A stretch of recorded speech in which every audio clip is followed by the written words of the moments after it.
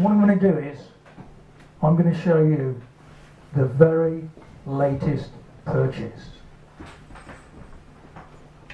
Ladies and gentlemen,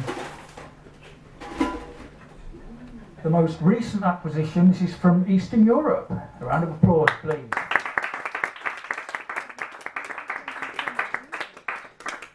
Turbo. I beg your pardon? Turbo. Turbo.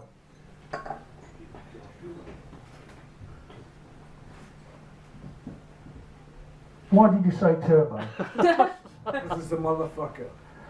Okay. We don't like swearing here at the museum, and it's a good job we're not at the museum, because if we were at the museum, sir, I'm afraid you would be ejected by security. Now, as it happens, back at base, I do have a flask called Turbo, actually.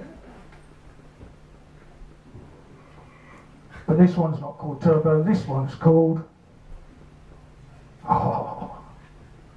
Style. It's actually called Style.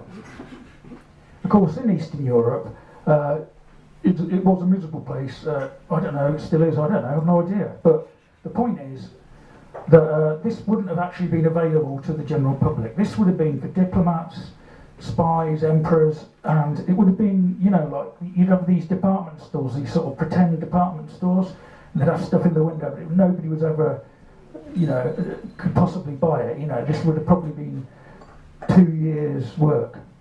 That's an estimate, I don't have the figures.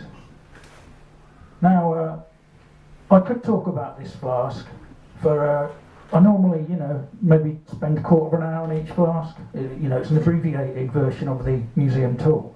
But seeing as I haven't had time to inspect this flask, it is literally, you know, fresh into my hands.